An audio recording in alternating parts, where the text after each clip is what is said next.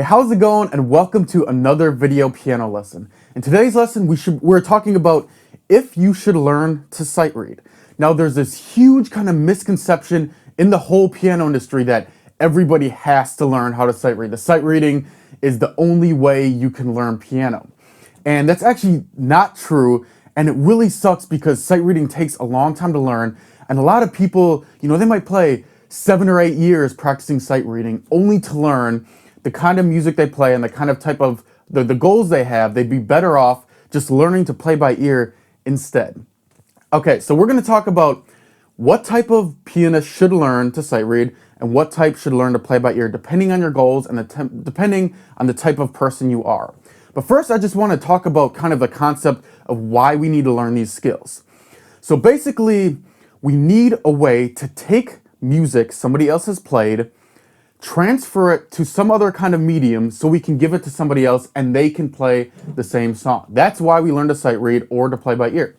So for example, somebody learns a song, I want to learn how to play that song.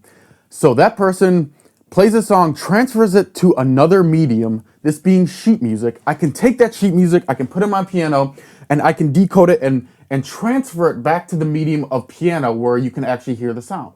Now, back in the day, the only medium they could use was sheet music because there was no MP3s, there was no iPods.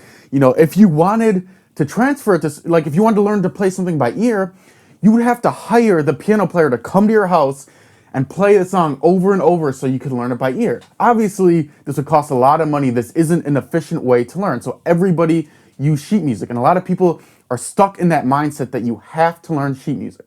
Now, nowadays, you can download a song for $1 off the internet, and you can listen to it 1,000 times in a row if you want for only $1. And that's just simply a different medium, right? Somebody played a song, then they transferred that music to a different medium, that being an MP3 file. I can take the MP3 file, I can download it, I can listen to it 100 times, and I can transfer it from an MP3 file to the piano and to actual sound in the air.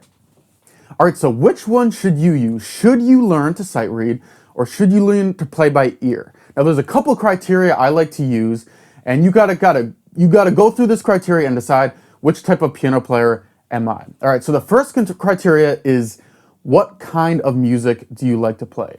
Now, if you like to play classical music, you're definitely gonna have to learn to sight read. Classical music, there's a lot of very complex little notes and chord structures. Some of the new age stuff doesn't even use chords, and it's going to be super hard to learn that note by ear. So if you want to learn classical, definitely learn how to sight read. Also, if you're going to be playing for a choir, that's another kind of niche field where you have to learn how to sight read. Why? Because the choir director isn't going to say, hey, let's start at the part that goes like this and hum it out for you. No, the choir director is going to say, let's start at measure 47. You have to flip through your music, go to measure 47, and sight read from that point on. So if you want to play for a choir, you're going to have to learn how to sight read.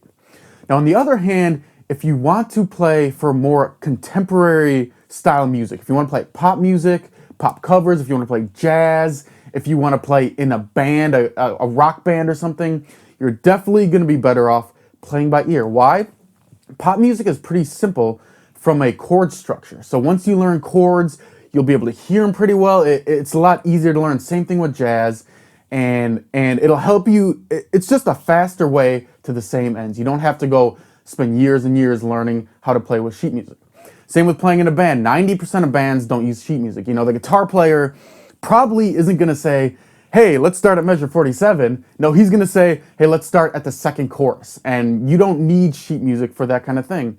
He also might say something like, I really like what you did with that lick right there, but maybe play it more like this, and he might hum it out for you, and you're gonna have to decode his humming and figure out how to play it on the piano. All right, so the next criteria is, do you like to play songs exactly how they are, or do you like to kind of make songs your own and add different, variations to it? Now, if you want to play a song exactly, statically how it sounds, you're definitely going to want to learn to sight read because they have every single note written out note by note by note, and you just simply copy what other people have done.